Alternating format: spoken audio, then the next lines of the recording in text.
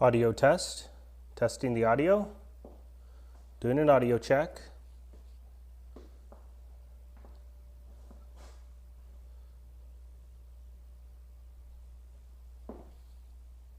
Audio check, testing the audio.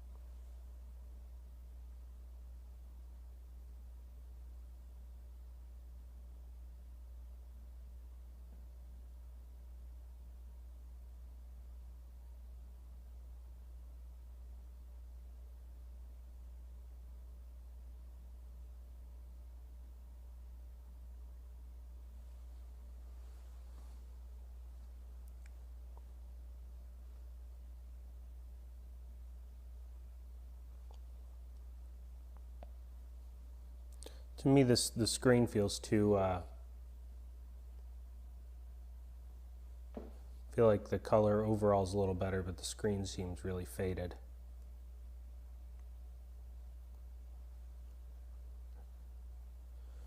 So for my tech team, is it better for me to be in a cave or to have a non-faded screen? Kind of changes when I move too, it looks like. Screen looks good like this. Nobody needs to see me. What do they care? That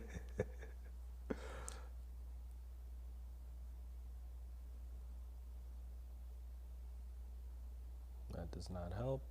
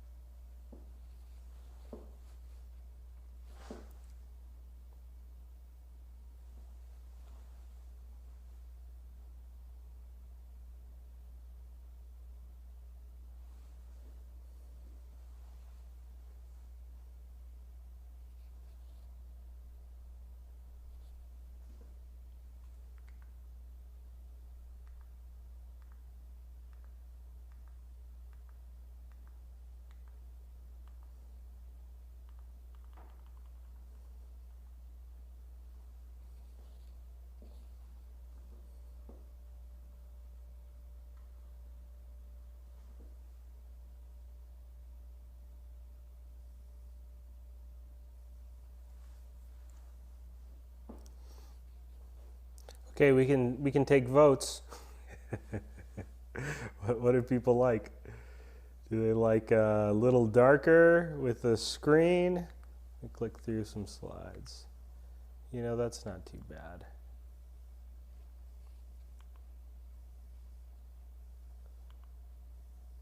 Or my face? Which one's more important?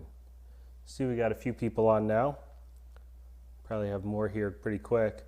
So you early arrivers, you get to vote for what you like. Do you want the, so I can switch it here so you can see. We can focus on the screen, and I might be a little bit in a cave, okay, but the value is that as we go through, nice vibrant screen. Or we can focus on me. And we're not going to do that. That's bad. Okay, we're going to focus on the screen, but we're going to change the exposure to manual. We're just going to increase the exposure so that I'm not quite so dark, not in a cave anymore maybe, a little closer to non-cave-like, but the screen's not quite as vibrant. Pretty good, but not as good. What do we think? Kitty's just saying it looks good. Thanks, Kitty. Appreciate that. Do you have an opinion? You got one that you like better?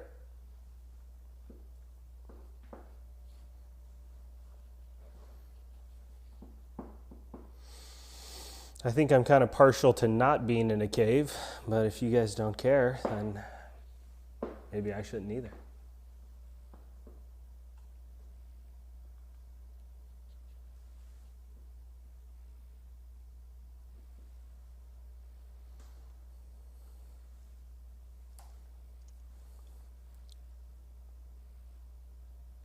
Anyone else have an opinion about it?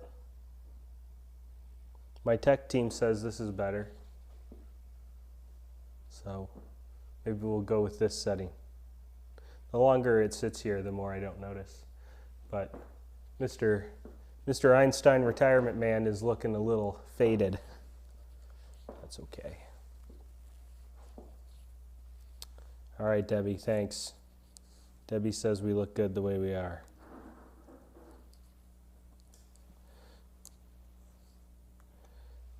If I mess with it, it'll probably get worse, and then I won't be able to get it back to where it is. So maybe we just leave it alone. Thanks, Debbie. Al wants me out of the cave. Hi, Al. It's good to see you again. I remember you from last week, I believe. Maybe even the week before. I can't remember. But glad to have you.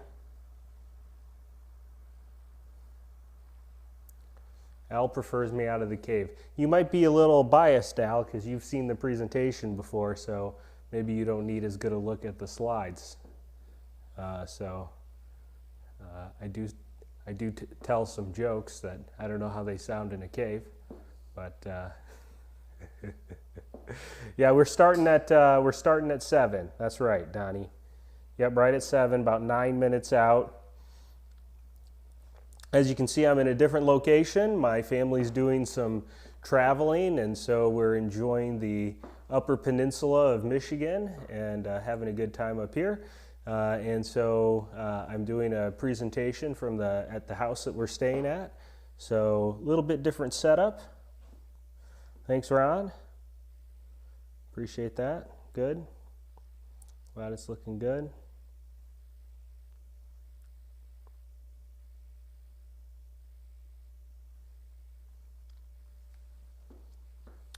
Okay, I know that Facebookers can hear me because you're typing in, and I appreciate that. Anybody on YouTube, are you able to hear me? Just making sure. I see that we have some folks on YouTube, but I want to make sure that you can hear me and we're good there.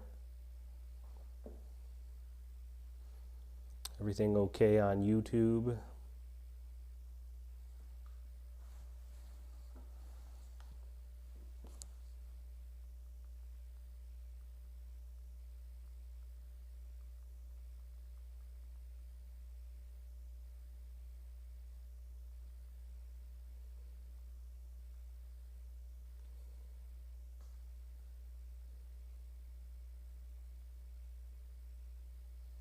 Okay, great.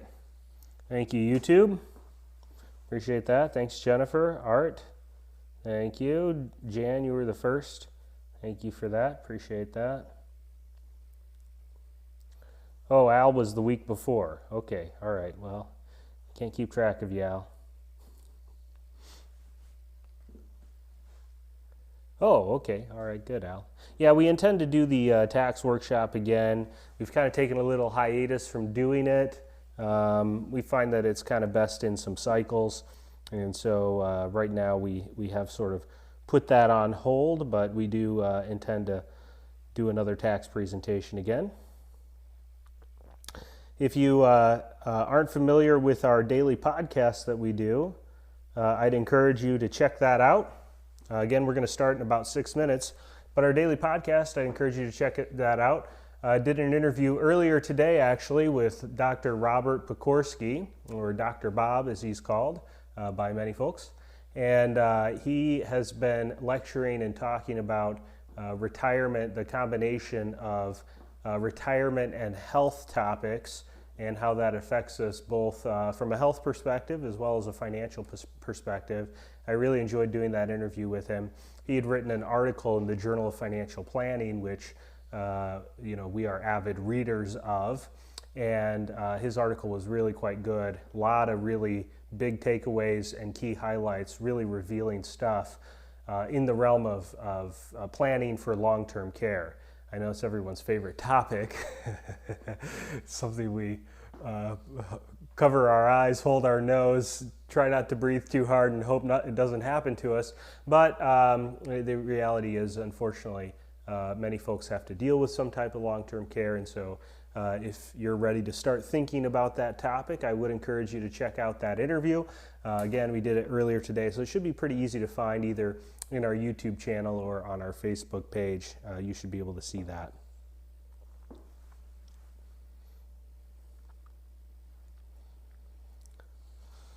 Thank you, Scott. Glad you're here. Mike, thank you. All right, again, we're going to get started here in just about 5 minutes. We're about 5 minutes away.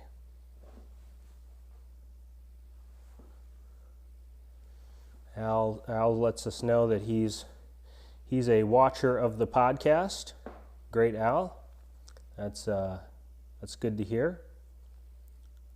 Yeah, the podcast today was really good. I like that. Dr. Pekorski did a great job. He's really one to listen to. And if you have a LinkedIn, I'd encourage you to try to connect with him on LinkedIn. And he posts a lot of his articles and publications there as well, and you can follow his stuff.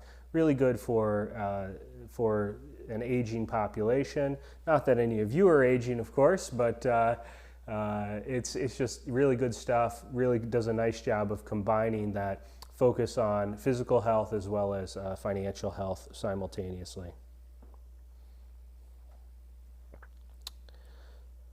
Hi, Diane. Okay, glad to have you. Diane's a first-timer. Any other first-timers? Again, we're going to start in about 3 minutes here, right at the top of the hour.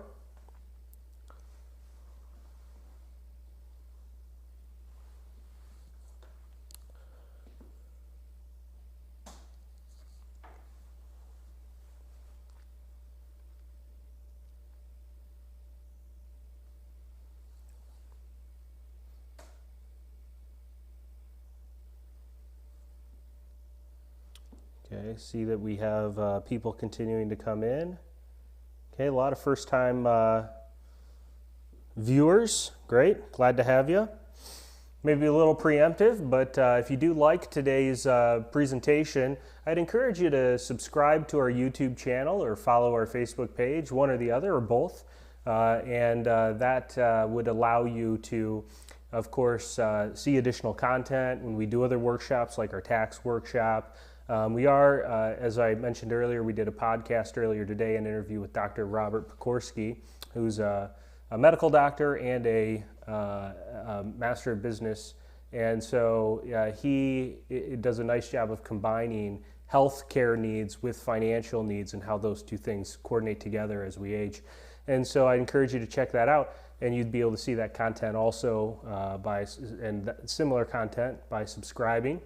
And also, if you are so inclined, you can find me on Twitter, and that is at Kyle J. McCauley 1.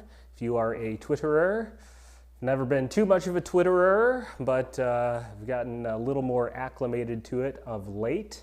And so you can also find me on LinkedIn as well.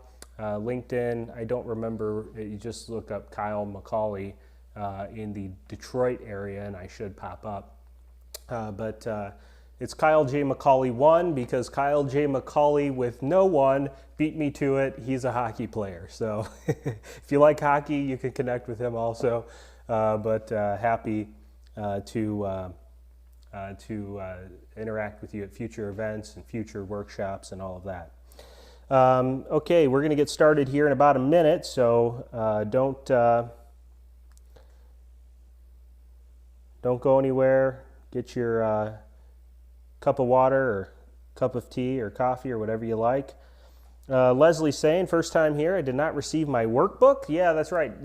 We'll talk about how to request the workbook at the end of the presentation. So no problem, Leslie. Hang tight. We will absolutely get to that and talk about how you can get that workbook.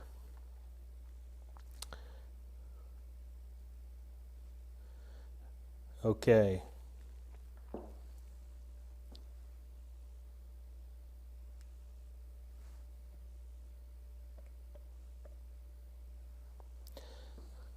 Okay, my tech team is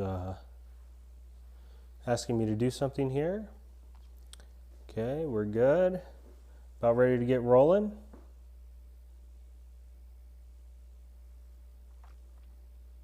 Okay, just a quick confirmation from my text team. All the reminder texts went out.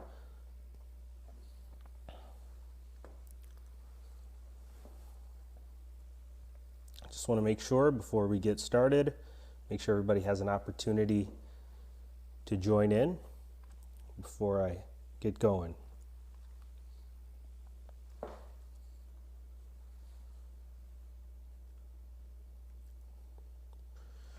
Okay, we're checking on the messages. Glad you're all here. Did you all join in from the email or was it the text message? Did anyone here join in because of the text message? Tech team's checking on the text, making sure that all of them went out. Again, we're going to get started here in just 1 second, so hang tight.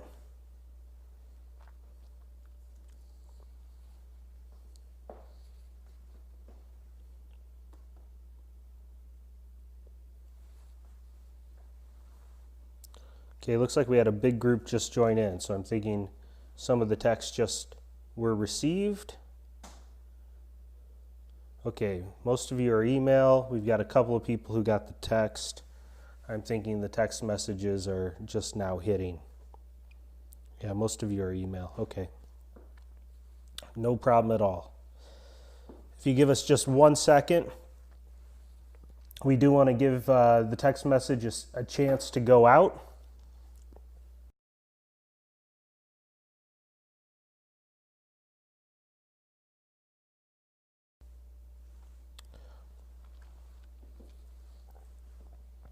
Okay, we're not going to make you wait too long, but it does appear that we do have some texts that have yet to go out yet. So we're going to be looking for that. I see some of you are just now getting the text messages, so it probably means there's a trail end of people who are just now getting them. Sorry for the little bit of delay, but technology. We love it, and we hate it, and we love to hate it, and if you're like my dad, you might yell at your computer. We love to yell at our technology as if it can hear and understand us. My dad says it makes him feel better, so that's good. Okay, we're going to get started here. I don't see confirmation from my tech team, but we're going to get started anyway. I hate to have people waiting when you were here on time. So let's go ahead and get rolling. People will join in as they get their messages, and I'm sure we'll be just fine there. So with that, welcome to a presentation here at Einstein Retirement Workshops. Einstein Retirement Workshops is a national organization, and we provide workshops all across the country. We used to do the bulk of them, really all of them, face-to-face, where we would see you at a community center or a library or university, something like that. But now with the advent of COVID and everything that we've had to deal with there with travel restrictions and gathering restrictions and all of that, we've been very happy to continue to offer these workshops in this live stream format. So we're honored that you're here and we're glad to be able to do that. One of the nice things about being able to do this is that I'm actually not in my home office in Troy, Michigan. I'm up in the Upper Peninsula right now, and so the house that we're staying at, we selected very specifically so I could still do this presentation for you. So for those of you, I know I saw a couple of you who've been here before. For those of you who are here for the first time, this is not the normal view, but it's just fine. Normally we have a little bit better lighting. I don't get quite as shadowed. And the TV, this is one of the old plasmas. It's not hot yet, but I'm sure that by the end of the presentation, I'll be getting some heat. So I'll stay nice and toasty warm. All right, format for today's presentation. What we're gonna do is we're gonna spend a little more than an hour on the topic of Social Security. At the end of that hour, we're going to do two things. The first one is we're going to talk about how you can get access to your Social Security filing workbook. I've already seen a few of you ask about it, and we want you to know that workbook will be made available to you. At the end of the presentation, we'll talk about how you can request it. It is a physical workbook. We are going to mail you a copy, so do hang tight. We'll talk about how you can go and request that workbook. We'll be happy to mail it to you. Now, secondly, at the end of the presentation, we will go into a Q&A portion of our time. So for those of you who were here and saw me do it, I was able to tap on your comments and I can put them on the screen. I will do that during the Q&A portion where I will tap on your questions and then I'll answer those questions. So we tend to get comments throughout the presentation, so I do encourage you. You can put your question in whenever you would like, but to make sure that I answer it, just put it in right at the end of the presentation when we get started on the Q&A, and I'll do my best to answer just as many questions as I can. Okay, my name's Kyle McCauley. I'm one of the national presenters here at, I realize that's not up here. Let's put that up there. National presenters here at Einstein Retirement Workshops. And in addition to that, I want to share with you about my background so that you have a good sense as to what my focus is and how I think about this presentation as I'm giving it.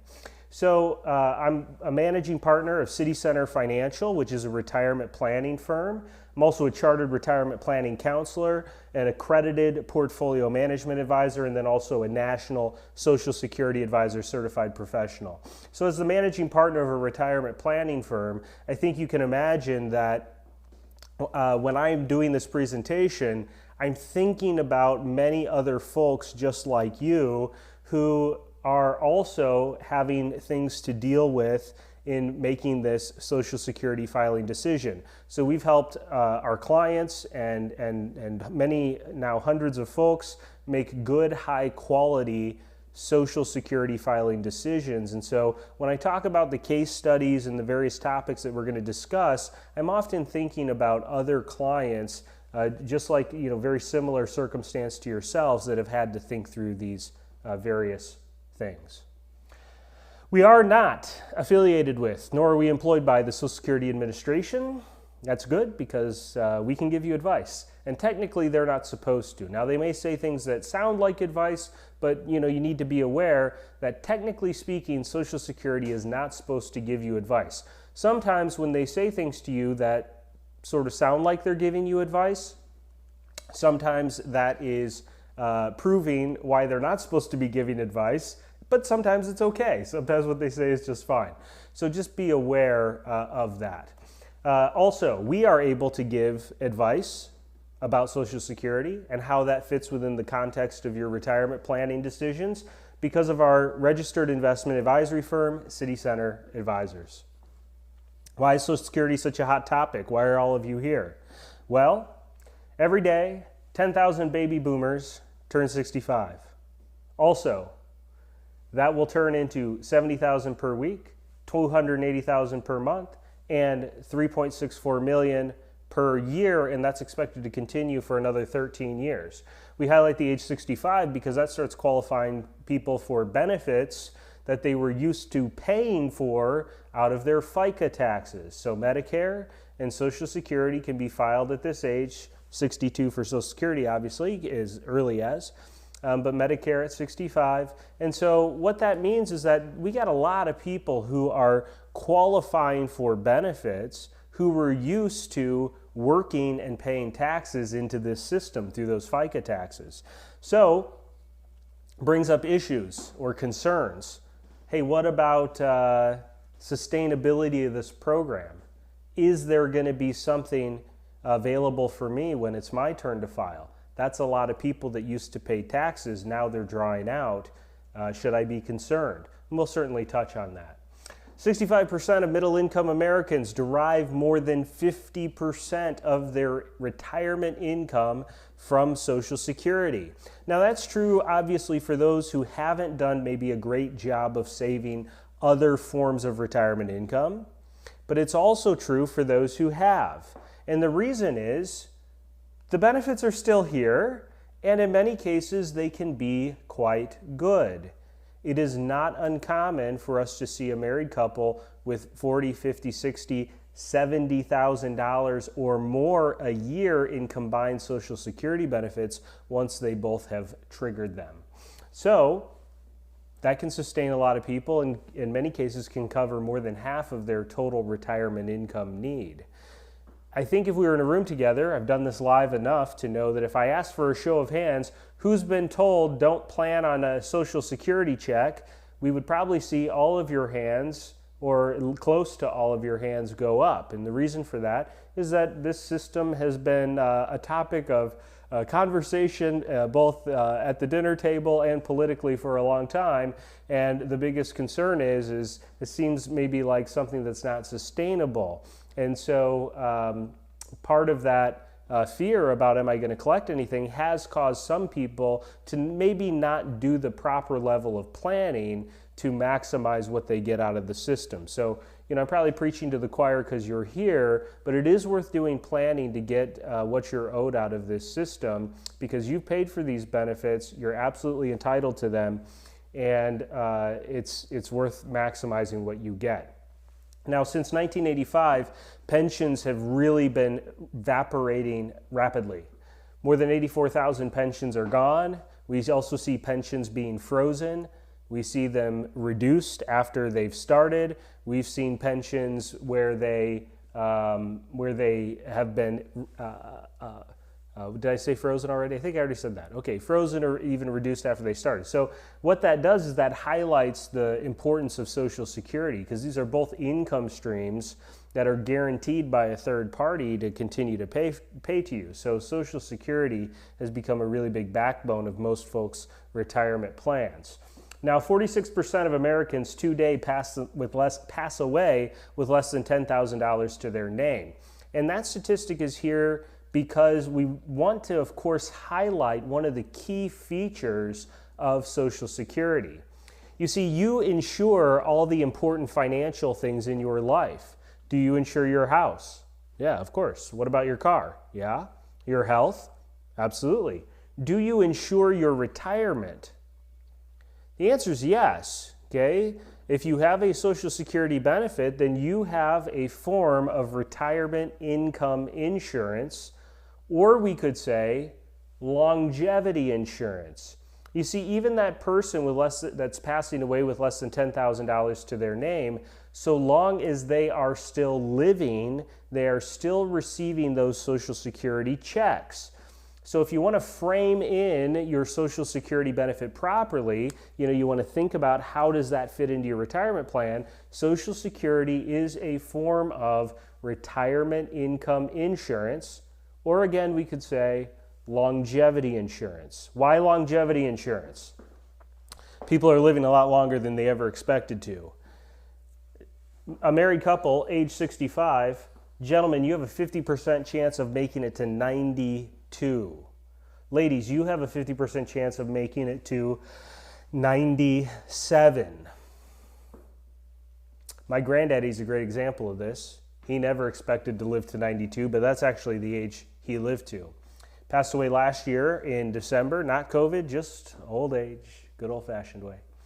And we never would have thought he'd live to 92. He had 4 heart attacks and 3 bypass surgeries by the age of 75. If you'd asked him at 76, hey, Granddaddy, you think you make it to your 90s? He'd have smiled and said, I don't think so. But he did. Medical technology, frankly, my granny, was a good result for him in terms of living much longer than expected, able to meet and see and get to know his great-grandchildren, and so pretty impactful, pretty remarkable for him to make it that long. And many other folks are going to live again much longer than they expect to. There again, when you file Social Security, it's important to think about not just, oh, how long do I think I'll live, or what's the average?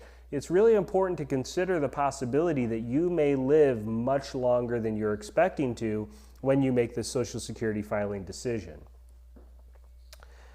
Kane Tanaka, currently the oldest living person, at age 118, is the oldest living person from Japan.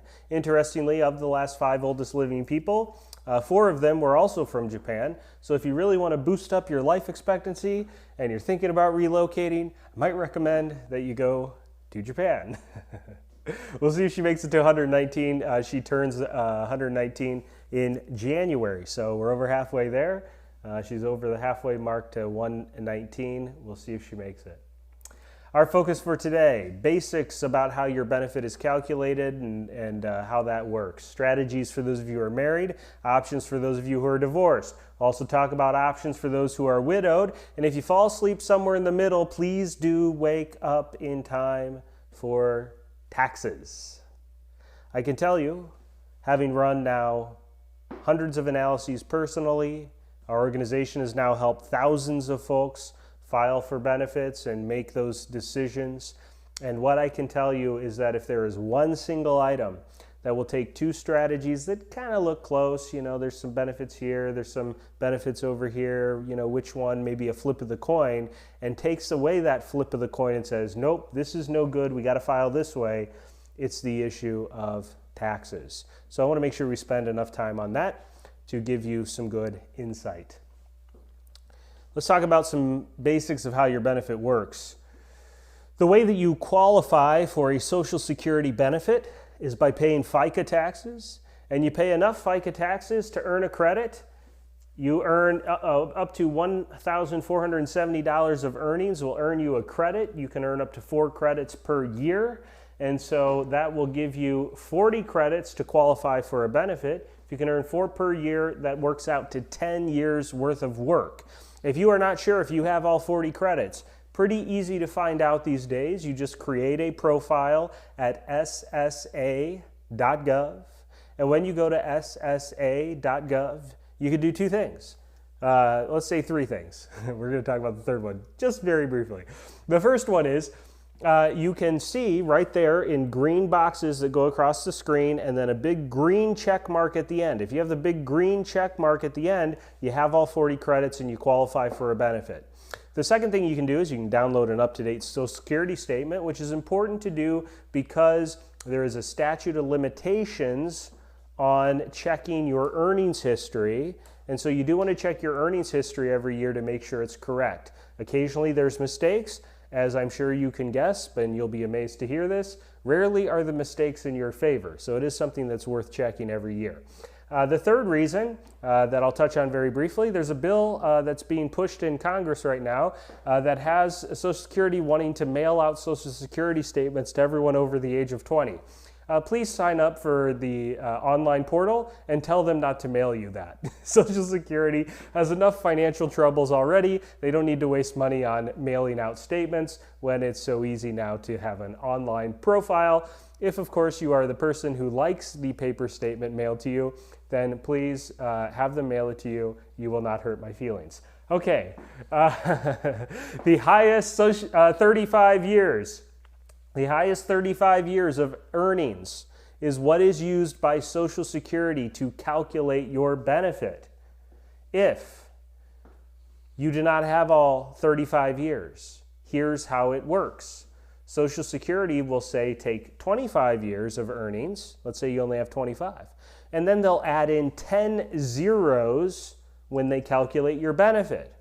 So any additional work that you're doing today is replacing a zero to get you closer to the 35-year mark, and then that will do a nice job of increasing your benefit for the future when it comes time to file. Now, one thing that's important to realize is that it's the highest 35 years no matter when those years occurred. So if you worked 25 years, took 10 years off, worked another 10 years, no problem. That's still 35 years. Your benefit will use those 35 years, but it won't use those years exactly. It will use those years after those dollars have been indexed for inflation.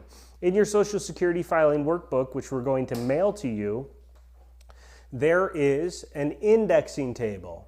So your income earned in years gone by needs to be indexed for inflation in order for you to know what those dollars earned in the past are worth in today's dollars when Social Security calculates your benefit.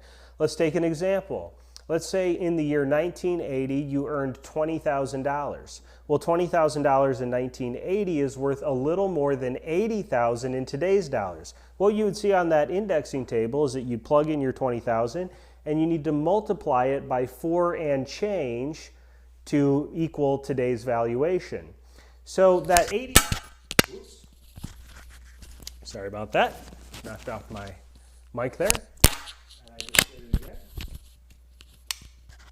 No, this is not a comedy show, but if you're laughing, that's fine. Okay.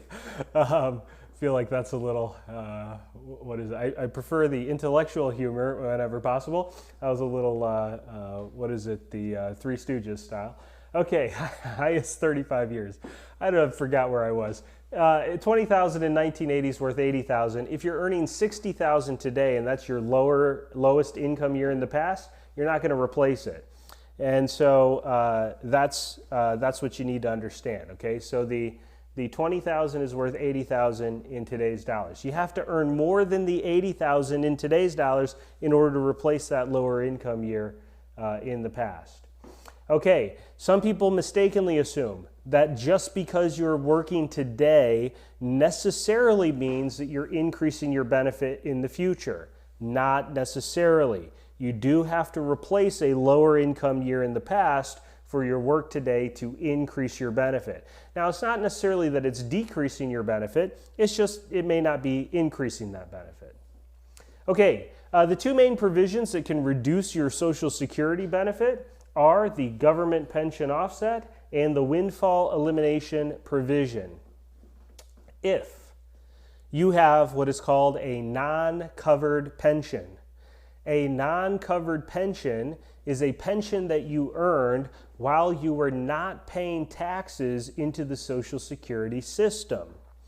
So, if you're not sure if you have one, you can go to page 3 of your Social Security statement, and on that page you would see all your earnings history. All that earnings history, if there's zeros when you had the job where you were earning the pension, you have a non-covered pension. So if you're one of those folks, the first provision you need to be aware of is the windfall elimination provision.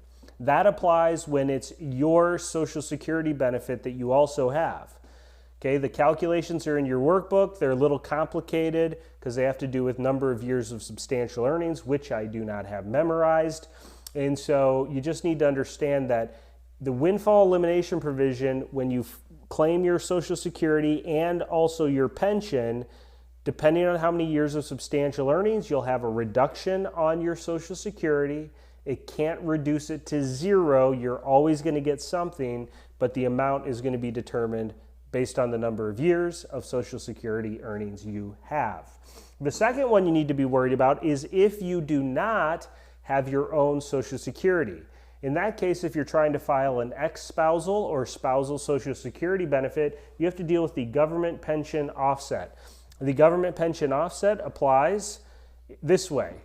2/3 of the pension that you're receiving, whatever that monthly amount is, count against any Social Security that you could receive. Again, this calculation is also in your workbook, but if 2/3 is more than the spousal portion, then you would not receive anything. You paid a lot of money into Social Security, 6.2% of your pay over the last 10, 20, 30, 40, however many years you've been working. Your employers match that for up to 12.4% of your pay. Again, over the last 10, 20, 30, however many years you've been working. Unfortunately, the way it works is not like, say, an investment account. You don't have an account with your name on it, with your dollars in it. No, the system is a pay-as-we-go system. That means that taxes flowing into the system today are leaving the system today to pay current recipients. System is currently operating at a deficit. How do we know? Well, at one time it was not operating at a deficit and we had a surplus. With that surplus, the Social Security Trust Fund was buying U.S. Treasury bonds. That's how we've loaned money to the government. For those of you who have heard of this, they did it by buying Treasury bonds. And so when they bought those Treasury bonds, we were building up a little reserve to pay out benefits for when we got in the red.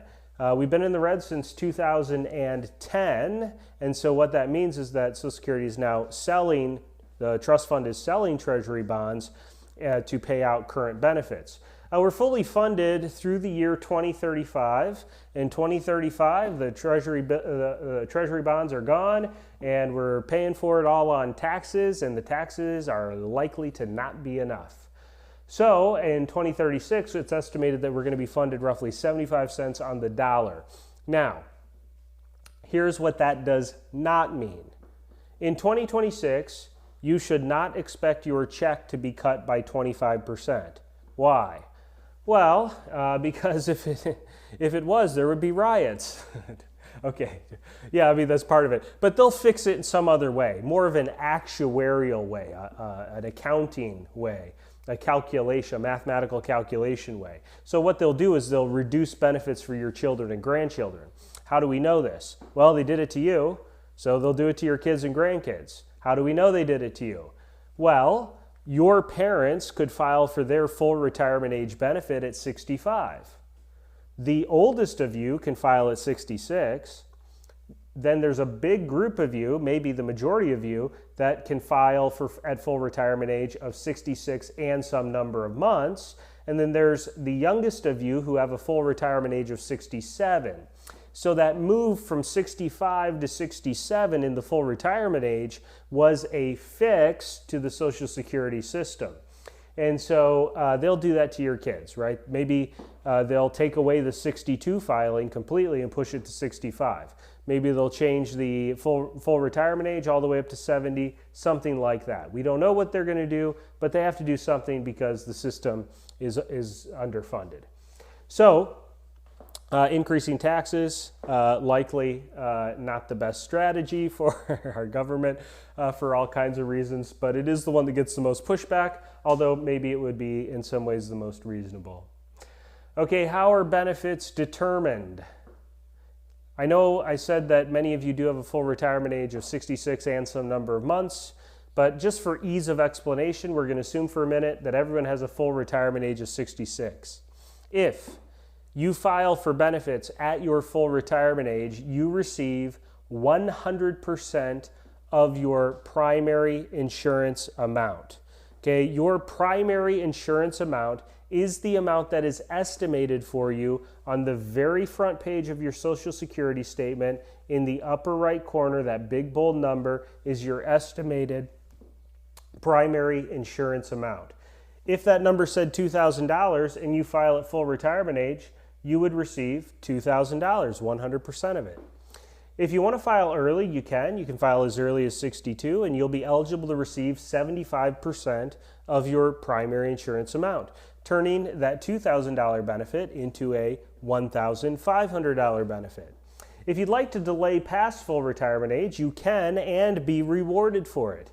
8% increase per year that you delay past full retirement age. These are known as delayed retirement credits. You could turn that $2,000 check into $2,640 if you delay all the way till 70. I know that know that there are three, of course I know, I'd like you to know that there are actually three distinct Social Security benefit types. Okay, those three benefit types are, number one, your own work history, the retired worker's benefit. Okay, that's the benefit that you're entitled to based upon your own work history. Second benefit is the benefit you're entitled to based upon a spouse's work history or an ex-spouse's work history. Okay, the next type of benefit is a widow or survivor benefit. These are benefits that you're entitled to based upon a deceased spouse's work history or a deceased ex-spouse's work history. Last time Social Security law was changed was October of 2015. Basically what they did is they took away all the fun stuff, with one exception, rapidly diminishing group. I'm not going to spend a lot of time on it, but if you happen to be in this group and you'd like to ask about it in the Q&A, please let me know. If you were born before January 2nd of 1954 and you've not yet filed for a Social Security benefit and you have access to a spousal or ex-spousal benefit, you can do a restricted application filing for the spousal first and then switch to your own at a later date. In order to do this, you must be born before January 2nd of 1954. For everyone else, including that group, there's just a couple of other things that you want to be mindful of when it comes to how you would file for Social Security. Number one, you are allowed to suspend your benefits at any time for any reason. What that means is you tell Social Security, you might be receiving an income, you say, wait a second, stop sending me a check. Why in the heck would you ever do that? Well, let's say, for example, you were laid off from a job, unemployed. You say, well, I guess maybe I'm retired. You file for Social Security. Then, lo and behold, a job comes back. You weren't quite ready to retire yet, so you take it. Go back to work. Now you have your employment income, you have Social Security, you don't really need the Social Security. What can you do? You could suspend benefits, tell Social Security to stop paying you, and from the point of suspension until you file again in the future, you will earn any delayed retirement credits that you're entitled to up until that point. If you are doing this within the first 365 days, you are allowed one time to do a rescinding of your application. Rescinding your application would tell Social Security not only stop paying me, but reset my benefit as though I never filed. The only catch to this is you have to pay back any dollars that have been paid to you up until that point. Okay, let's talk about spousal benefits. In order to qualify for a spousal benefit, you need to have been married for at least 1 year. Also, spousal benefits work off of what's called deemed filing. Deemed filing says that the primary worker, the person you're filing that spousal benefit from, has to have filed their benefit in order for you to get the spousal. If you have a benefit of your own that is more than 50% of your spouse's primary insurance amount, okay? My wife has $2,000. Let's say I have a benefit of $1,500. Half of her PIA, $2,000, is $1,000. My $1,200 is more than that. I am not entitled to a spousal benefit. I'm just going to be working off my own. So you have to not be entitled to more than 50% of your spouse's primary insurance amount to have access to the spousal.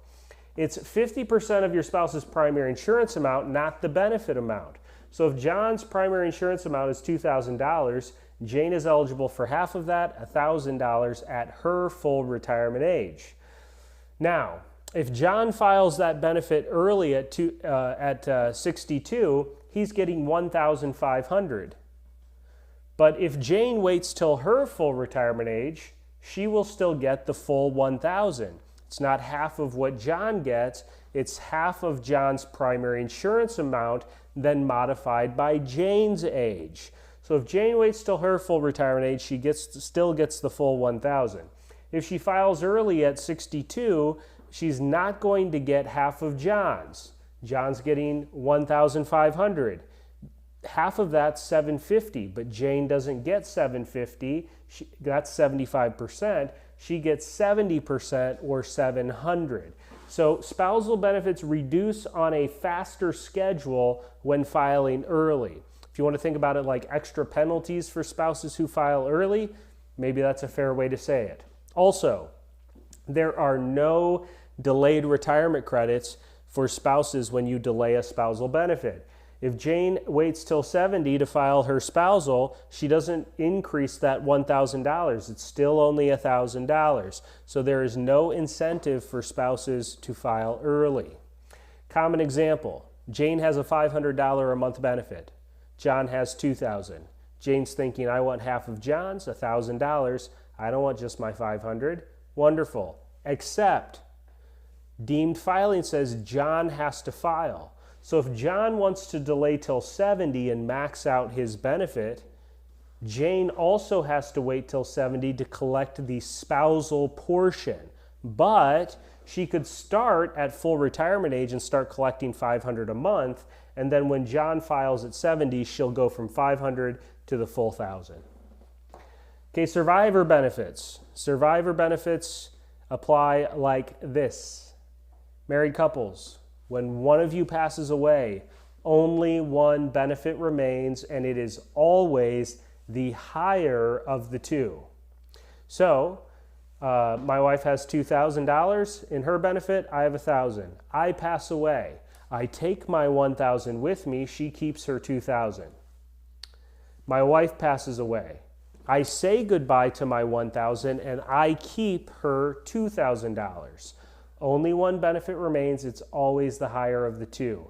The only caveat or way to get an increase on that survivor benefit is the 82.5% rule. If my wife had filed her benefit of $2,000 at 62, she's getting $1,500. If she predeceases me, I get a bump up to 82.5%, not $1,500, but $1,650. Two most common mistakes that we see married couples making. Number one, higher wage earner files early. Why would that be a mistake? Well, remember when you frame in Social Security and you're thinking about what do these benefits mean to me in my retirement plan, the way to think about this is as longevity or retirement income insurance. These are benefits that are going to pay to you so long as you're living. If you're married, not just how long you live, but also your spouse. Let's say you happen to pass at 75, but then your spouse lives to 95. We're talking about 20 years with one Social Security check. Smaller check is gone, only the larger one remains. So generally, that higher wage earner is the person that should be doing any amount of delaying.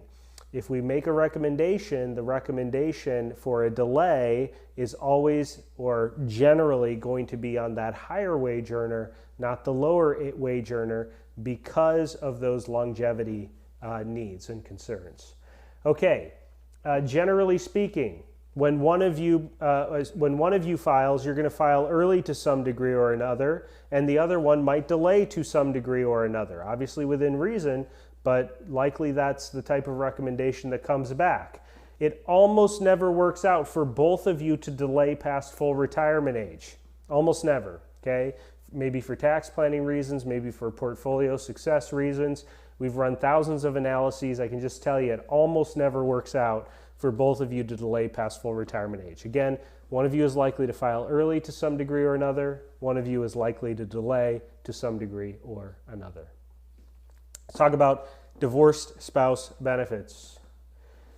In order to qualify for a divorced spouse benefit, you need to have been married for 10 years in a row to the same person.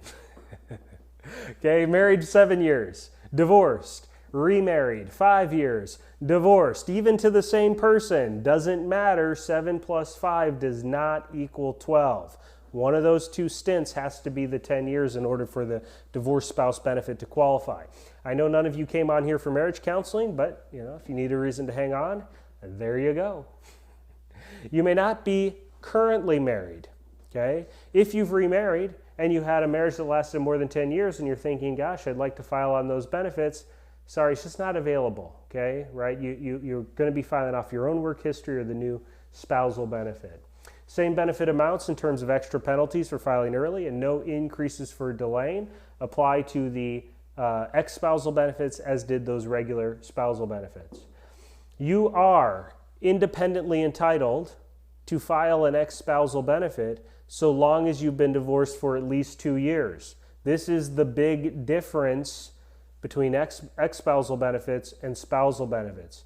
So long as you've been divorced for at least 2 years, you're able to file those ex-spousal benefits regardless of when your ex files their benefits. Again, if you're born before January 2nd of 1954 and you've not yet filed for a Social Security benefit and you have access to an ex-spousal benefit, the restricted application is a great idea. You should probably do it. Okay, one goofy thing about divorced spouse benefits. If you have a marriage that lasted more than 10 years and that person is younger than you, you hit 62, file for your benefit. A couple of years go by, that younger person hits 62 and their spousal is more than your own. You can switch and get the higher amount. If you can manage to fit another 10-year marriage like that in, and that person is 62 and theirs is higher yet again, you can switch again. As many times as you can conjure up that scenario, it is allowed. Common questions we hear from those who are divorced. I'm divorced. My ex is going to file off of my work history. Is that going to affect me in some way? No, it will not. I'm divorced. My ex is going to file off of me. I've remarried. My new spouse is filing off of me. Are their benefits going to affect each other? No, they are not. I'm divorced and I've managed to fit a few 10-year marriages in my lifetime. I'm remarried and I'm going to die young. No, just kidding. Okay. So, yes, all these people can file off of your work history. The new spouse can. It's allowed. And in fact, if you do happen to die young, they can all get widow benefits. It is allowed. I'm divorced. I'm going to file off of my ex's benefit. Are they going to know that I've done that somehow? No, they will not. Remember, it doesn't affect them. There's no way for them to know. Social Security doesn't tell them. The only way they would know is if you told them. Okay, considerations for those who are widowed. Widows are a special group. They are the only group who can file at benefits at 60. In order to file benefits at 60, assuming you were widowed prior to reaching 60, you must remain unmarried until you turn the age of 60. The very first workshop I ever did, a gal in the back raised her hand during the Q&A and said, so if I understand this right, it sounds like I need to delay the wedding. Of course, everybody laughed, thought that was pretty funny. But in fact, yes, it was a good idea for her to put the wedding off. So let me kind of explain her situation. So she was planning to get married in September. This was a June workshop. She's 59 years of age. She does not turn 60 until March of the following year. If she were to file for benefits, if she were to get married in September, she cannot file for benefits next March when she turns 60. She has to wait until 62 to file either for her own benefit or the new spousal benefit. If she does not get married and files for benefits at 60, her widow benefit was worth just under $2,000 a month. Her new spousal benefit, which was the higher of the two, was just under $1,500 a month. So she has to wait 2 years to get $500 a month less. So yes, in her case, it was a good idea for her to delay the wedding. Now, I'm a religious person. I think this is funny. You can decide how you feel about it. But she went to her priest and said, so can we just, do the religious part of the ceremony and sign stuff later? And the priest said, no. I said, there's another priest. I'm sure of it. But she's very devout. She delayed the wedding. Good for her. Okay. Last bullet point here. You got to be married at least 9 months prior to the death of your deceased spouse in order for widow benefits to be available. However, this is not here to hurt people. It is here to prevent deathbed marriages. Only real life example, I've run into this. Gal was married later in life. Husband was in the armed forces, shipped overseas, killed in action. They'd been married just under 6 months. It wasn't as though he had a terminal illness or some known reason why he was going to be passing. So all we had to do was submit the proper documentation, and those widow benefits were reopened. Okay, another widow case study. Widows get the most options in terms of how they can file for benefits, so we want to outline what those are, and this case study does a good job of highlighting them. John, who we never met, also did not elect his benefit, and he died at 64. His benefit at his full retirement age would have been $2,150. Jane, who's 5 years younger, she's 59 when John dies. We meet her at the age of 60. She's attending one of our workshops, and she's trying to figure out, what in the heck should I do? I hear I have this widow benefit. Should I file? What's going on? Jane does have her own work history, and she has a benefit available to her at 62 of $1,197. What are the options for Jane? Well, number one is Jane could go ahead and just file widow benefits, right? She's 60 years old. She could file. That benefit, John's a little more than $2,000, is worth $1,537 if Jane files early at age 60.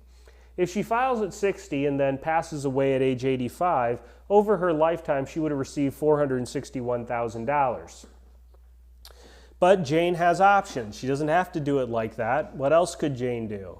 Well, the real Jane was still working, and because of the earnings test, which we'll talk about in just a second, she is not going to file right away. So she is going to work for 2 more years. She hits 62. She's ready to retire. Okay, she didn't want to make any big changes. John had recently passed, and so now after a couple of years, she says, okay, I'm ready to retire. She retires at 62 and files first for her own benefit, $1,197 a month. She receives that from 62 to 66. And at age 67, she has now maxed out that widow benefit. Widow benefits are maximized not at 70, but at your full retirement age. And so she switches to John's widow benefit, $2,150. Total benefits over her lifetime, $538,000, $77,000 more over her lifetime simply for understanding her options. But Jane has another option. Let's say she was ready to retire, so she doesn't have to worry about the earnings test. What is best for Jane to do in that situation? Well, what Jane should do is she should go ahead and file for widow benefits right away at 60. But her own benefit, she'll collect that from 60 to 69, but her own benefit will be available in a maximized form at age 70. So her own benefit increases, full retirement age, 8 delayed retirement credits to 70, and now it is worth $2,108 a month. Over her lifetime, total benefits, $563,000. And these are not adjusted for inflation at all, and that's $100,000 more than what she would get if she did not switch. But Jane does have to know to switch. This does not happen automatically. Social Security is not going to give her a courtesy call. She has to know to do it, so very important. Now, I'm often struck by these numbers, 400, 500,000. Non-inflation adjusted, a single person. Married couples, we see over $1 million very often in lifetime estimated benefits, sometimes up over $2 million. And so, look, maybe I'm preaching again to the choir because you're here, but it is worth doing planning. For many of us, this Social Security filing decision may be one of the single biggest financial decisions that we ever make. So do take the planning seriously. Okay, you're allowed to work and file for benefits at the same time. Once you reach your full retirement age, you can work, earn any amount, and have Social Security, and it is no problem. I mean, other than taxes, right? But other than taxes, it's no problem. However, if you file for Social Security prior to reaching your full retirement age and you have earned income, there is a limit and an earnings test that will cause you to not receive some of your Social Security. Here's how it works. The first $18,960 of earned income being W-2, 1099, or self-employment, earned income that you have does not count. They don't care about it. Social Security says, fine, have your $18,960. What do we care? But the minute you go above the $18,960, Social Security starts caring. They care about $1 for every 2 above the limit. So let's say you have an income of $58,960. Odd number, but makes the math easy and you'll see that. $58,960, the first $18,960, Social Security doesn't care. So we take that off the top. It leaves us with $40,000 above the limit. It's a 1 for 2. So we chop it in half. That means we are ineligible to receive $20,000 of our Social Security.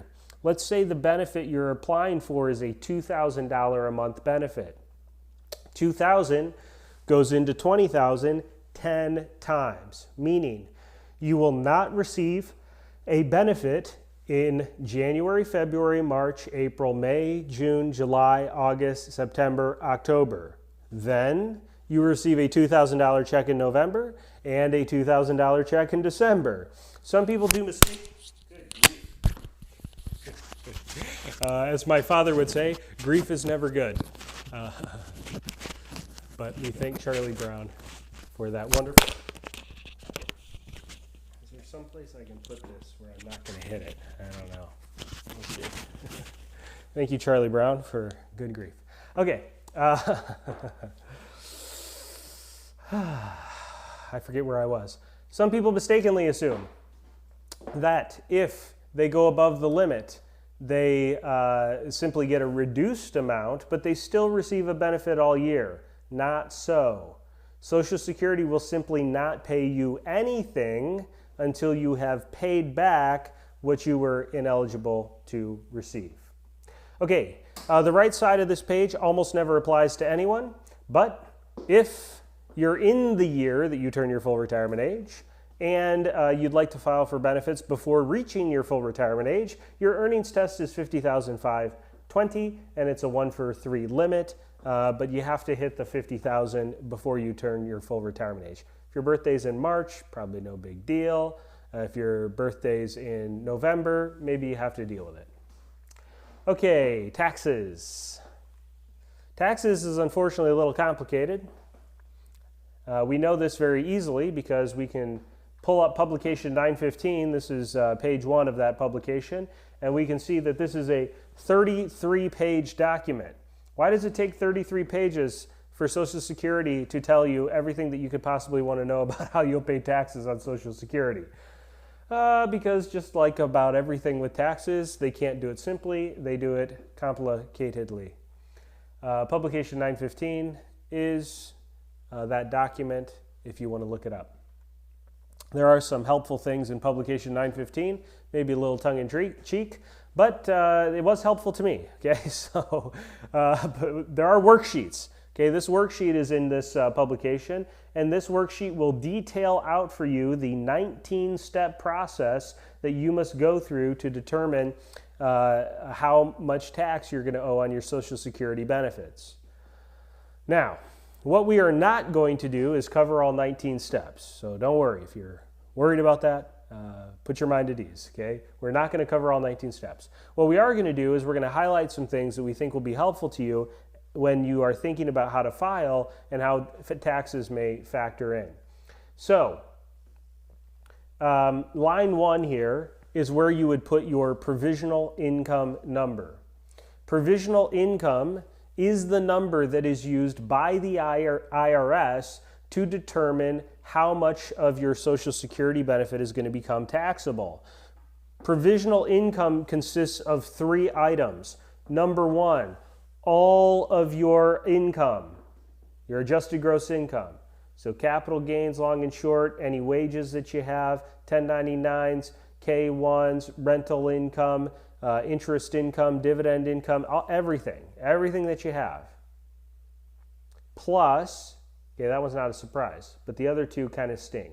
The first plus is municipal bond interest income. So if you are a municipal bond person or someone who's bought some municipal bonds, you probably did that because you wanted to collect some tax-free interest.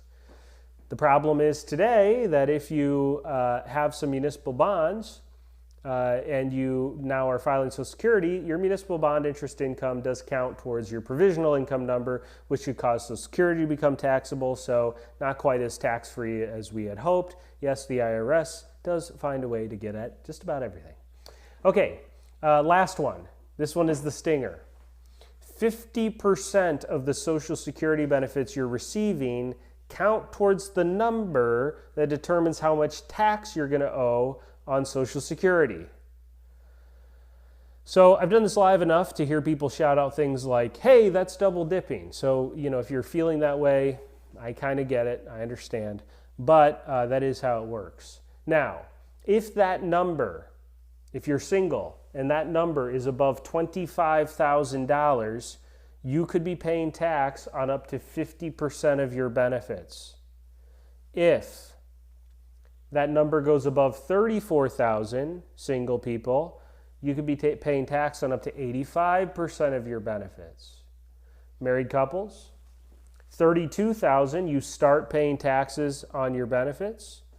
If you go above 44,000, you could be paying taxes on up to 85% of your benefits. So the magical question is, how much tax? Right, good question. How much tax? Well, unfortunately, this is where it gets a little complicated. So let's say you're cruising through retirement. Everything's going well. You've got some income from your investment accounts. You've got some Social Security coming in, and everything's going great, right? No problem. You're enjoying your retirement. You're having a good time. You're cruising along just fine. But, we've been cooped up for a while. Hopefully some of you have managed to go some places and enjoy things this year or this summer. And so that would be nice. But, you'd like to go on a nice trip, right? It's time to check off some bucket list items. You're feeling good. You want to go do some stuff. So you talk to a friend or a relative or somebody close and you say, hey, let's go do something. And they say, great, yeah, that sounds awesome. So you start booking your travel plans. And as you're getting stuff booked up, you accrue a nice little credit card bill, and that credit card bill works out to $10,000. No problem, right? You got some savings, you got a place to go get it. Maybe not just sitting around, but you have accounts, right? You've saved money for your retirement. So you survey your accounts, you got to get that $10,000, pay off that bill, so no problem. And you see, hey, I got my 401k. It's done well. It's grown nicely. I got a sizable amount there. What did I save all that money for? I saved it for me. So I'll pull the money out there and pay off that credit card bill. So you call up your 401k plan. Say, hi, I'd like to pull $10,000, please. They say, no problem. And then they ask you a very important question. How much tax would you like to have withheld from this distribution? Oh, yeah, taxes, right, yeah, of course. Maybe you already know or you have to go look, but you're in the 12% tax bracket. So you say, well, I'll withhold 12%. No problem. They send you your money. You pay for your trip. You go on your trip. Everything's great. You enjoy it. And then next year comes around and you are in March and you're punching things into TurboTax or H&R Block or whatever you use, okay? So you're punching stuff in, right? Getting it all done. Or you send it all to your accountant. and the accountant calls, or you are TurboTaxing and it says you owe money. What? I never owe money. I always withhold enough tax. Something's broken. What's the problem? Well, here's what happened. Unfortunately, TurboTax is not broken. Your accountant is doing a good job. You didn't withhold enough tax from that distribution. When you pulled that $10,000 from your 401k plan, you were in the 12% tax bracket. You were correct to withhold 12%, but what you didn't realize is that you were above these limits. And so when you took that distribution, you caused $10,000 of your Social Security benefit to become taxable. $10,000 at 12% here plus $10,000 at 12% here, you should have withheld 24%. You didn't get more money from Social Security, you just caused it to become taxable. This, although annoying, is not the bad one. The bad one works like this. Let's say you've done a lot of smart things in your life, or you've saved up some dollars, right? You put the money in the 401k plans. You got your employer matches. You took the money back from the IRS that they were going to tax you on. You grew this nice account. You saved and you saved so that you could retire and retire successfully. You get to retirement. You have some plans. You're going to pull a little income, but you're not going to pull too much because you've done the next smart thing. You got your expenses down. Okay, I know this because I talk to many of you, and many of you do this. You get your expenses down. You pay off the car, you get rid of the mortgage, you get rid of that co-signed student loan with your kids, or whatever it is that you have, right? You get all these expenses down. You downgrade from cable to Netflix, or you go down to one vehicle. I mean, we've seen it all, right? Okay, but you do the things to get that spending down, because what do you want to make sure of? You want to make sure that you can get through retirement, enjoy it, have a good time, really have those golden years that we all talk about, but you also do not want to be a burden to your family. You don't want to get towards the end of life and have some major medical event that you can't pay for. You got to ask for help. So get your spending down. But here's the byproduct. Your accounts continue to grow. That 401k plan keeps growing. And then one day you wake up and you've turned the age of 72. At 72, you have now what is known as a required minimum distribution. Required minimum distributions apply when you reach the age of 72, and you have any IRA, 401k, 403b, 457, TIAs, TSPs, any of these tax qualified accounts. If you have an account like that, you must pull from those accounts. You don't have a choice. If you pull from those accounts, you are above these limits, and that account has grown very sizably. That means that distribution could be quite large. You cause additional taxes to happen over here, and now, whoops, it's not 12 and 12 is 24 anymore. It's the 22 and 22 is 44. These are the kinds of tax mistakes that we find very important to help our clients pre-plan for. We urge you to do the important pre-planning to make sure that you avoid that type of an event. Unfortunately, we see many people head in that direction, unfortunately with no real insight that that could happen. Okay, let's look at a case study that kind of highlights how this works. So clients are 64 and 62. We're going to highlight this tax interplay and Social Security interplay and how it works with your overall retirement income picture. And we're going to highlight why Social Security is so important to so many folks in terms of optimizing a retirement income plan. Clients are 64 and 62. Between the two of them, if they file for benefits early, they have $34,000 in Social Security. They're going to start their retirement with $752,000 in 401k and IRA assets. They're going to be able to earn 6% on those investment accounts, and they'll need to increase their spending of $70,000 per year by 3% to keep up with inflation. They will live to 86 and 89 respectively. If this couple files for Social Security early, what you will see here is that Social Security is covering about half of their total income need. The rest of their income is coming out of their 401k and IRA accounts. The red line is the income line that they need to hit to keep up with inflation, and the amount of the orange lines above the red line is the amount that they're subject to paying in taxes. For some of you who heard this example, you said $752,000.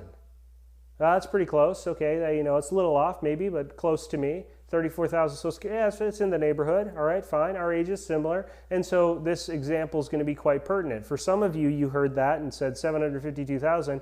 What happened? Didn't they have any kids?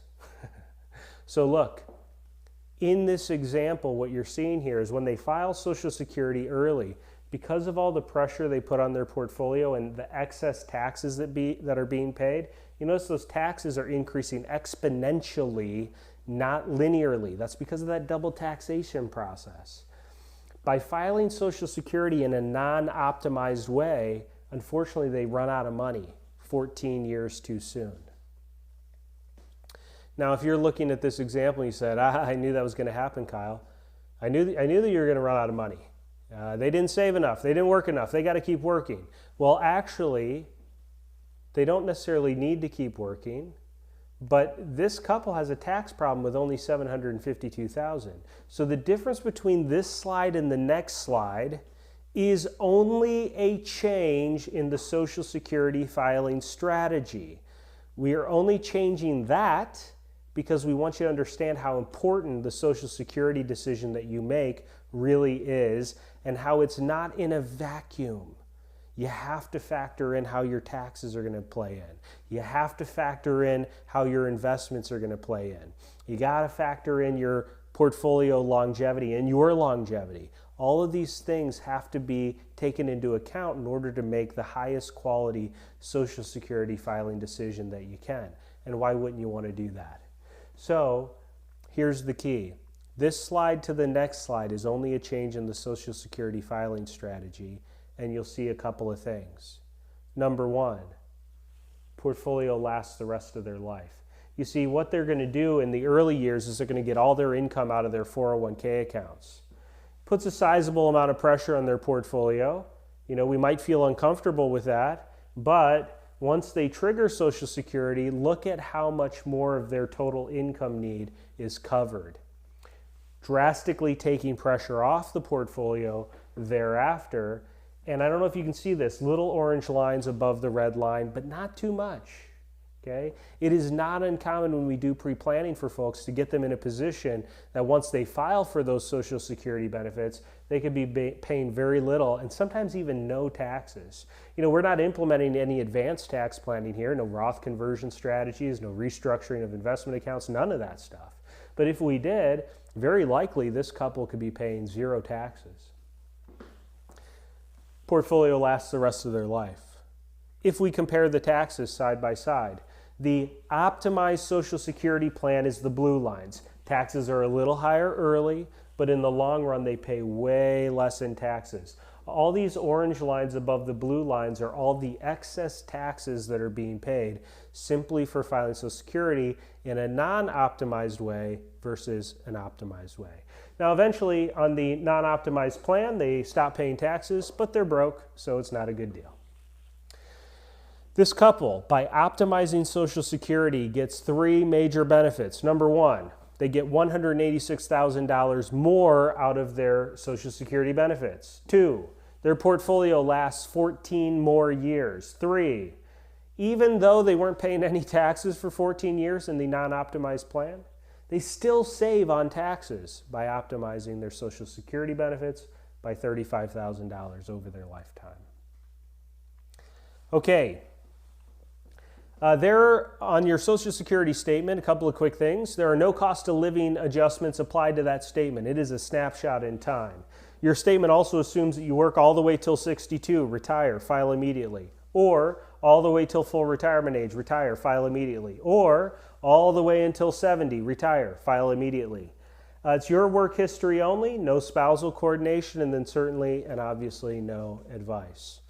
So look, after hearing our presentation today, you may or may not feel that you could use a more individualized assessment of your specific Social Security filing strategies and planning needs.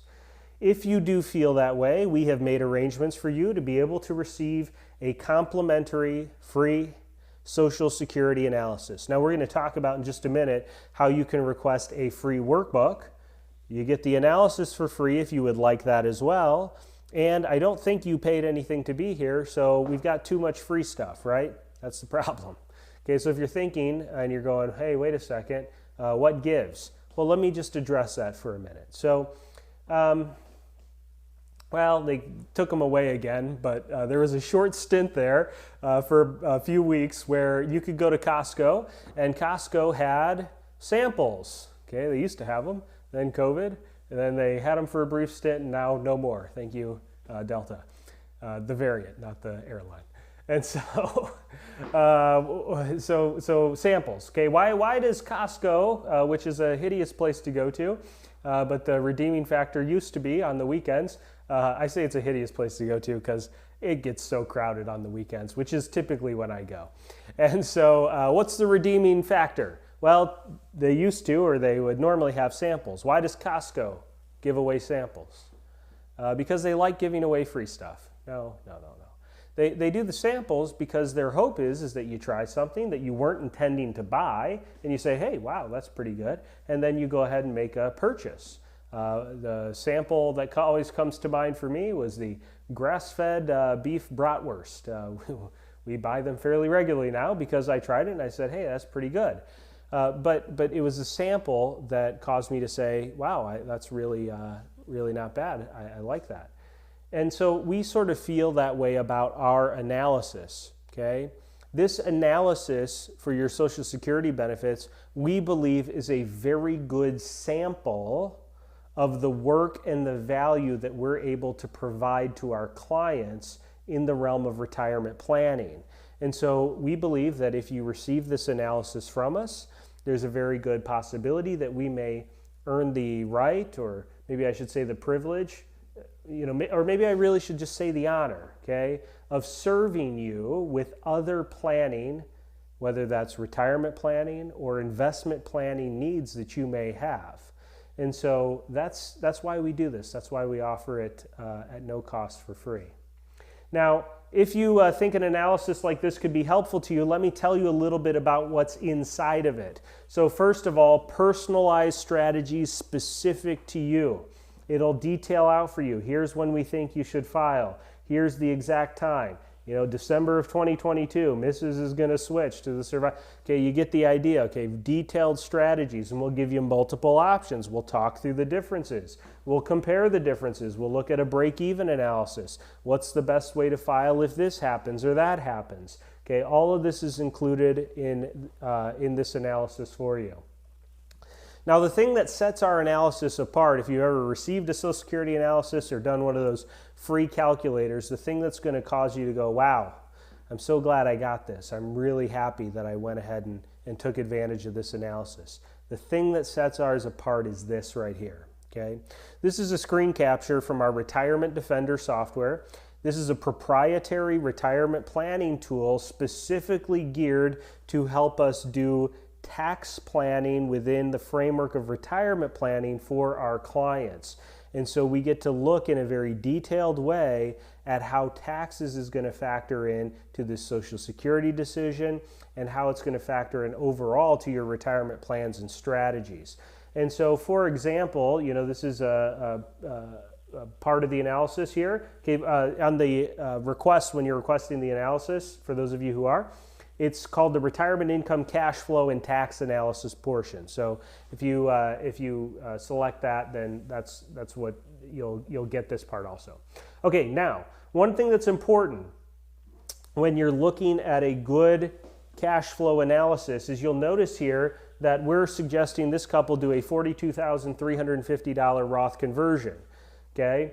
Now, it is not uncommon for us to get down even into the pennies on this, and that's because with the IRS, frankly, you don't mess around. So you have to do very detailed planning, and that's what this analysis is going to do. We don't just give some general, oh, you should probably do 30,000 or maybe 20,000. No. We get down right down to the dollars and cents, the nitty-gritty of here's what it looks like you should be doing.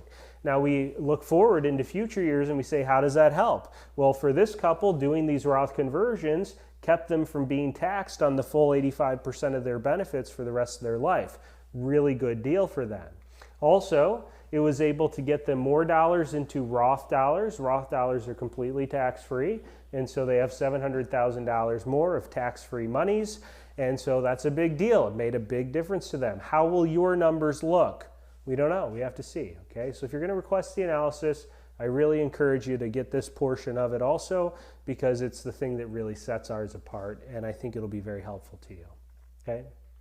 Okay, here's how you request the workbook and how you request the analysis.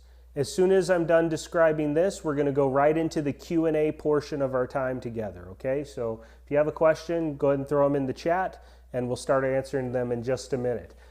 However, to request your workbook, you'll go to sendworkbook.com, sendworkbook.com. Same website, sendworkbook.com is what you go to if you'd also like to receive the free analysis, okay? The workbook and analysis are both available at sendworkbook.com. You don't have to do both. You can do, if you're thinking, I just want the workbook for now, that's fine, okay? Yeah, it's no pressure from us. Okay, we're very busy. We see lots of clients. We do these workshops weekly. We are working with lots of people. If it's not the right time for you, it's not like we're going to have our feelings hurt. Okay, so we'd love to interact with you. If you think that analysis is going to be helpful, we're honored to provide it to you, and we encourage you to take advantage of it. If you're going to take advantage of it, same website, you just a drop down that says, yes, I'd like to take advantage of that free analysis. If you need to coordinate with other retirement assets and or worry about taxes, one of those two boxes will get you that enhancement. Also, as you're going through that process, we do make available to you our proprietary retirement planning process, the screening report that is sort of the introduction to that. It will highlight for you and look at the 7 critical areas that we find are most likely to affect folks' retirement plans. And if you want to take advantage of that also, we encourage you. We're honored for you to do that. That is also at no charge, okay? Again, sendworkbook.com is where you go. A couple of quick disclosures about the analysis process. Number one, doesn't matter where you're located. We are able to interact with you over a video conference setting. All of our advisors are certified, trained by me, and fully licensed. Okay, so they have all the appropriate licenses, including a fiduciary license. We do not have any of our advisors who are not fiduciaries. All of our advisors are fiduciary. It's a requirement. The fiduciary, of course, requiring by law that we act in your best interest. When you interact with us through this process, we have to treat you as a client. That means we treat you as a client in terms of the recommendations and honoring your best interest. It also means that in terms of your privacy, same thing, we have to treat you as though you're a client. So we have a very strict privacy policy that we adhere to that's right in line with state and federal laws, and we are not allowed to sell or give your information to anyone else. We have to treat you exactly how we treat our clients in that secured, encrypted fashion, which we do. Okay, video conference setting is how we deliver the analysis with you. We'll be on camera. Whether you're on camera or not is completely up to you, but we're happy to do that. If you get to the point where you are engaging with us beyond the analysis, our advisors will discuss and disclose to you way ahead of time any costs or fees that you would pay to work with us beyond the free stuff, okay? So 2 primary ways that our clients hire us. The first is they'll pay us hourly fees. Hourly fees depend on who the advisor you're working with, their skill level, expertise level, and experience level. So they'll disclose to you ahead of time what their fees would be if you decide to work with them beyond the analysis. Also, If you decide to work with them beyond the analysis, you don't have to pay hourly fees. You could also simply hire us to do investment management, and we work off of advisory fees if we go down that path. Our typical advisory fee is going to range between 0.5% to as much as 1.2%, and the average across our firm in terms of a client's total assets that we advise on is less than 1%. So we think that you'll find our fees to be very reasonable and something that you will be excited and happy to pay, and you'll get more than enough value out of that to feel wonderful about it, if I can say that. Okay, you can go to sendworkbook.com at any time. I'm going to start answering questions here. You can open a new browser tab, open another window, do it on your phone, whatever you want to do. I'll still be here answering questions. You can still hear them. It's no problem. But I do encourage you to go ahead and request your workbook and make sure you get that ball rolling, and then I'll start answering questions right now. Okay, let's see here.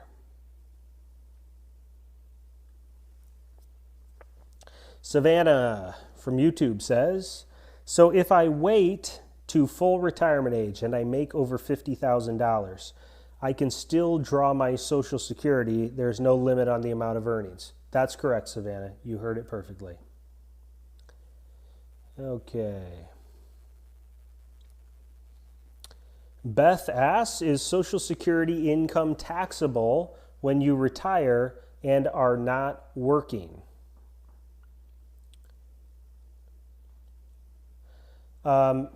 Probably, well, it depends on your other sources of income, Beth. So if your only income is Social Security, then you're not going to pay taxes. But if you have any pension income or investment income or withdrawals out of 401ks or annuity income, if you have any other source of income, then you could start paying taxes.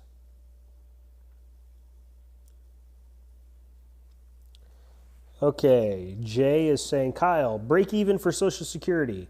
We both filed at full retirement age 66, and RMD will be here at 72.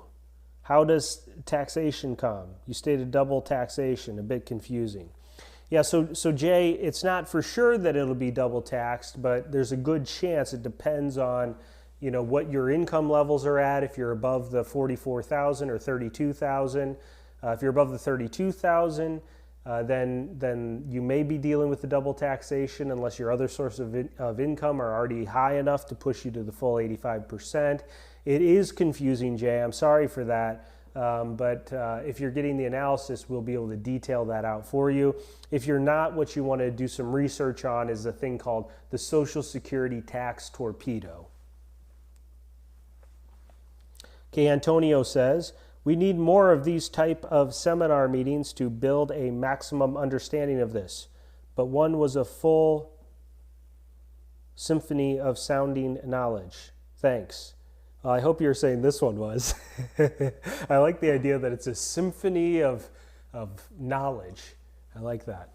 A symphony of knowledge. Maybe we'll change our ads for this workshop too.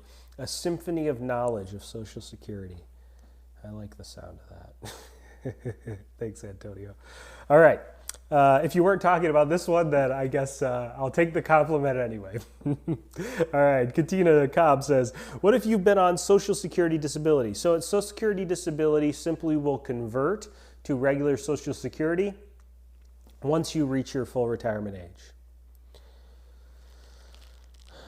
Natividad says, I'm not able to get in. Well, it's https://sendworkbook.com, or if you want to put www.sendworkbook.com, you could do that also, or you can click the link. There should be a link here that should be pinned to the chat that you can simply click. Okay, Deborah says, if not ready for the analysis and other reports at this time, can we request them at a later date? Of course not. No, I'm just kidding. Yes, of course you can. Okay, I must be feeling a little too vacation-y. All right, so yes, Deborah, that's fine. It's no problem. We'll be here. I mean, there's always the chance that we stop offering the analysis, I guess. I mean, we've offered it for some time now, and we intend to keep going, but there's always a chance that if you wait too long, we might not offer it anymore. But otherwise, yeah, it's no problem. Okay, James says, at what age can one go back to work without reducing Social Security benefit income? That'd be your full retirement age, James. Full retirement age. Okay, Soft says, do you also do estate planning? So we do assist with estate planning, but we're not attorneys. We don't write your estate plan. Okay, now we deal with a law firm that is a national law firm, and they can write estate plans anywhere in the country. We do that obviously because we're all across the country, and so we do have the ability to help with that process, but our firm specifically is not an estate planning firm. Okay, Leslie says, this is the first Social Security workshop that thoroughly explained everything. Oh, thank you, Leslie. Appreciate that. Also, only second time I have heard about Roth conversions. Okay. My full retirement age is currently 67. I'm going to be 60. Thinking I need to do conversions now? Question mark. I can do that with Simple Plan. Yeah, so Leslie, great question. Probably you can do it with a Simple Plan. But there are participation timing rules, and technically you need to roll the simple into a traditional IRA before you do the conversion. Okay, but any good advisor should be able to help you navigate that pretty easily. Okay, but yes, Roth conversions can be a very helpful tool, especially since you're so young. You know, you have a chance to really get some good planning done, especially on today's tax code as well. We're in a favorable tax code now. Okay, Dan says, if you stop working at 62, but do not take Social Security until 67, and you have no employment after 62, how does that impact the amount of Social Security you receive at 67? Well, it depends on how many years of substantial earnings you had, what those levels were. It probably means that whatever your statement says is a touch higher than what you're actually going to get, but the difference will depend on how much in specific earnings that you have. If you want to know exactly, you want to provide you're getting the analysis, you want to provide your earnings history, the actual Social Security statement, to the advisor that you meet with, and that advisor will be able to do a very specified analysis using your earnings history, and that'll give you a very accurate picture of what you should be expecting, Dan. Okay, Janet says, can we get a replay of this video? It'll be up for up to 12 hours usually, so it will stay up for some time. Otherwise, we'll see you next week, Janet.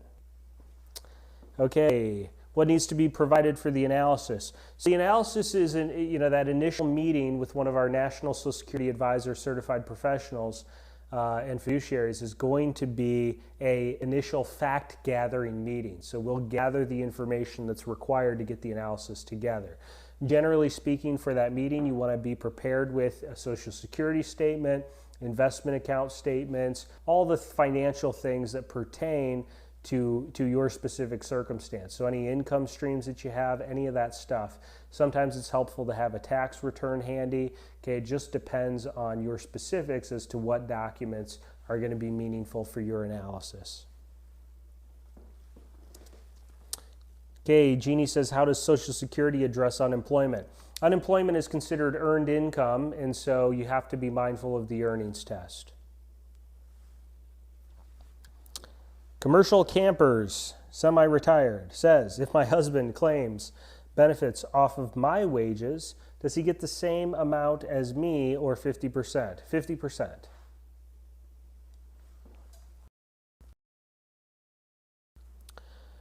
I am going to be 63 and not currently working. Should I retire first since my spouse's income is higher, or wait to get a higher payout? I assume you mean file Social Security. I do have 401k and other income. Yeah, it depends on your situation, right? I mean, you could really benefit from some Roth conversions, maybe a delayed schedule. It also might make sense for you to file early and do Roth conversions. It just depends on the specifics of your overall planning needs. But if you're the lower wage earner, Doro, then there is a good chance that there's not going to be a great benefit to you delaying out as far as maybe your spouse might delay. Okay, Beth says I couldn't find the link. Okay, it's just sendworkbook.com. My staff, it looks like they replied and posted it right after that, so Hopefully you found it there. Okay, Michael says, once collecting Social Security benefits, how is military retirement and disability adjusted? It's not, okay? It will not be adjusted. Or will you still keep this? Yes, Art. Yeah, you keep getting the same disability and retirement. That's right. Assuming that that's a military disability and military retirement. Okay, Nancy Helgeson says, if waiting to take Social Security until full retirement age, is the amount calculated by the month when I file? In other words, I'm 69 and 1 month. Do I get a little credit for my 1 month? The answer is yes, Nancy. Great question. Yep, you absolutely do. And Jody asks, maybe you're saying, how much do you suggest having in a traditional and then a Roth? Well, it depends on your planning needs, right? You need enough money saved to hit your retirement income plans and goals. So that's step one. Step two from there is then optimizing for an effective tax strategy.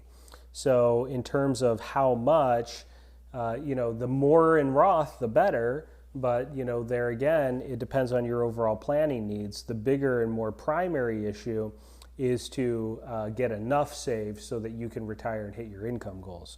But then the second step would be to optimize your taxing. Okay, Helen asks, can you do a Roth conversion with a 457? It's a two-step process. So first you have to roll that 457 into a traditional IRA, and then you can convert the traditional IRA to a Roth. But no, you cannot go direct from a 457 to a Roth. Okay, Ann Henderson says, she's replying. She liked Helen Thompson's question. Okay, yep, so there you go, Ann. My answer doesn't change.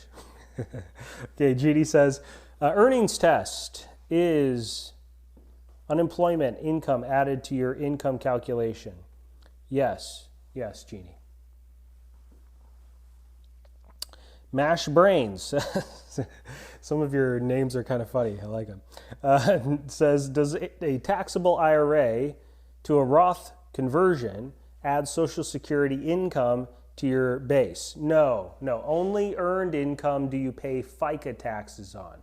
So in order for you to pay FICA taxes, it has to be earned income. A Roth conversion would not help with that because it's not earned income, you don't pay FICA taxes on it. Same thing when you take a distribution from an IRA, or you have pension income or annuity income or interest income or dividend income. Any of those types of sources do not you don't pay FICA taxes on those dollars, so it doesn't help your income or your Social Security benefit. Okay, Deborah's asking, is your company familiar with the DROP program for Florida state workers? So, Deborah, if you want to work with someone who is for sure absolutely the right person to talk to about that, just make sure you let the person that you talk to for your analysis, your initial meeting, let them know that you want to work with Frank Endress. The first person you'll interact with for that fact gathering meeting is going to be one of our associates, again, fully licensed, certified. But if you're getting into that next step where we're delivering the analysis, taking a deeper dive, looking at taxes, all of that, you just want to ask for Frank Endress. Okay, so Frank Endress is the one to ask that can help you with that. Okay, Charlotte says, do you stop paying FICA when you reach full retirement age?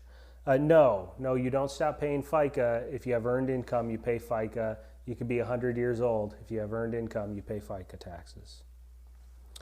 Okay, Al says, the Roth conversion is a free service you offer, correct? So the Roth the analysis of it, where we look at that with you and think through it with you, yes.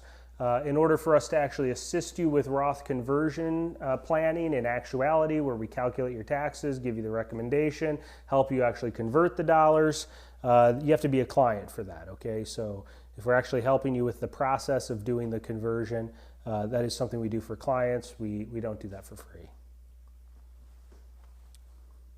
But we will look at for free in the analysis the benefits of it. Is there a possibility that could really help you?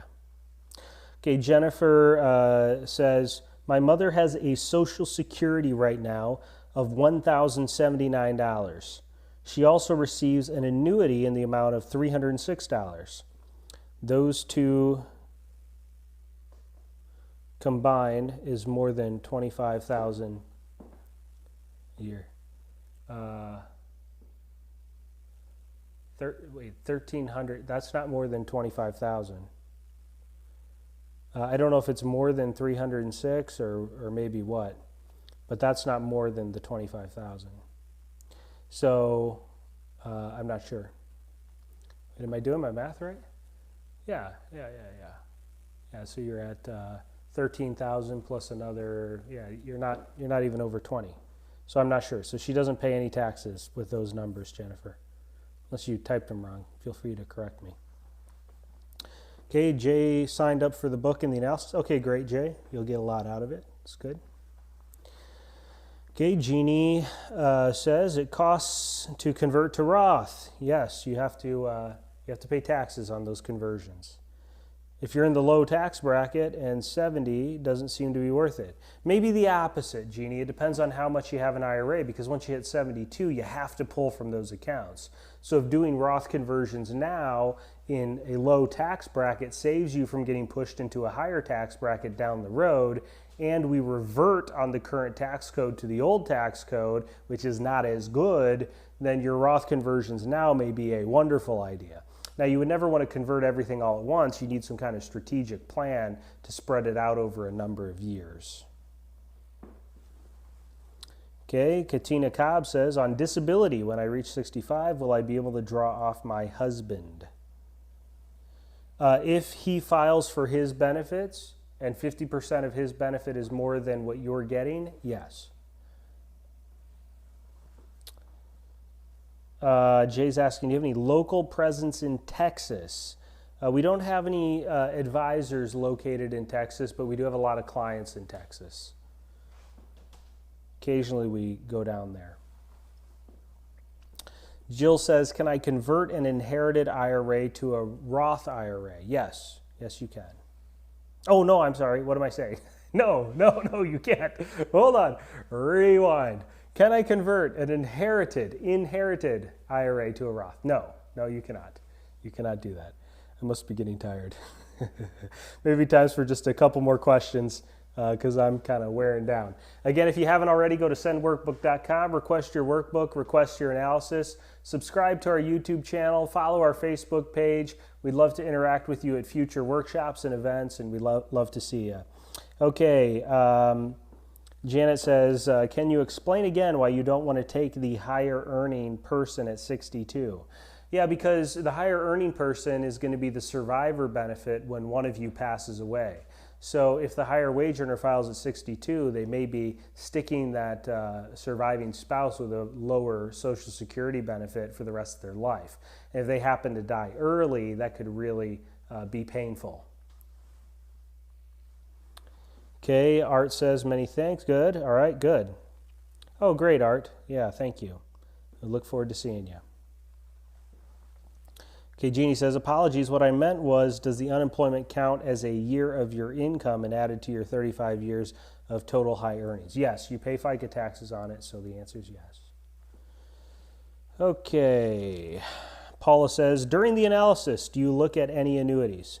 Yeah, if you have annuities, we certainly need to know about that because, whether you have an income rider that you're thinking about triggering, that's going to affect your income and taxes and how that will play into Social Security. If it doesn't have an income rider, there could be investment earnings. If it's non-qualified, it'll generate different taxable income exposure than if it's an IRA or a Roth annuity. So yes, we would definitely, if you have annuities, you want to bring information about those to your analysis meeting. That'll be very helpful for you. Okay, requested the workbook now and we'll get the analysis. Good. All right, good, Debbie. Later, yeah. George says, is there a common mistake single people make when filing Social Security? Yeah, they think that it doesn't really matter and they don't really factor in taxes. Okay, you kind of go, I'll just do it whenever I'm ready and I want to and it feels good to me. Okay, no, really take seriously taxes. Okay, that's the big issue for single folks, and you need to be very cognizant of that. Single folks, you don't have that married filing tax code, which gives you a lot more income limits and room. Tax planning becomes very essential to you, especially as you age and maybe need to deal with medical expenses down the road and that sort of thing. Okay, Jimmy says, my ex-wife passed away 2 months ago at 59. Am I entitled to anything? Well, it depends on whether you filed for a benefit yet or not, Jimmy, and also what your age is. So you have to be over 60 to file widow benefits. And then do you have employment income? That's another factor. If you're going to get the analysis, we can think through all those details with you and figure it out. Okay. Thank you, Kathleen. Oh, Deborah loves North Michigan. Yeah, we're up in the Upper Peninsula. We're hanging out in Marquette, Michigan, which is a cool town. Lots of fun biking to do around town, and Lake Superior's just right over there, so it's a lot of fun. And we're going to go check out a lot of things up here in the Upper Peninsula. It's a nice little middle ground spot that has internet where I can still do this, and good houses that can be rented, and so we're staying in a house up here and hanging out for a few weeks, and then we'll head back down to the Detroit Metro. Okay, Al says, yes, I'm at Roth. Oh, okay, yes, okay, good. Thanks, Father. Enjoy your vacation. Thanks, Al, appreciate that. Okay. All right, looks like we're wearing down on questions. Again, please do go to sendworkbook.com, and we look forward to interacting with you. If you are getting the analysis, we're excited for that. We're honored to provide it to you. Sendworkbook.com, request your workbook. Again, it's a physical copy. We're going to mail it to you, and the analysis can be requested right there on the same website. So again, that's at sendworkbook.com. Follow our Facebook page, subscribe to our YouTube channel. We'd love to interact with you at future events and talk with you more. And with that, we'll wrap up for tonight. Appreciate all the questions, great questions, and we'll look forward to seeing you.